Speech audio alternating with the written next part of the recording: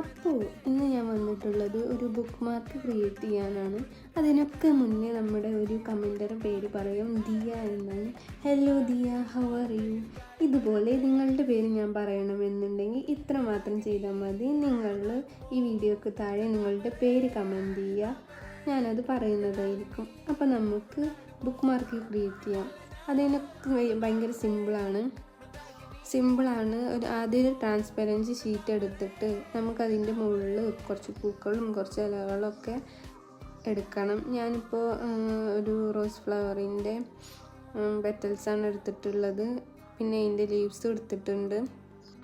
എന്നിട്ടൊരു ടേപ്പ് വെച്ചിട്ട് അതിൻ്റെ പെറ്റൽസും ലീവ്സും എല്ലാതും ഒട്ടിച്ച് കൊടുക്കുന്നുണ്ട് ആ ഷീറ്റിൻ്റെ മുകളിൽ. അപ്പോൾ നമ്മുടെ ബുക്ക് മാർക്ക് റെഡി. അപ്പോൾ ഇത്രയേ ഉള്ളൂ ഇന്നത്തെ വീഡിയോ. നിങ്ങൾക്ക് ഇഷ്ടപ്പെടുകയാണെങ്കിൽ എന്തായാലും സബ്സ്ക്രൈബ് ചെയ്യണം, മറക്കണ്ട, ലൈക്ക് ചെയ്യുക.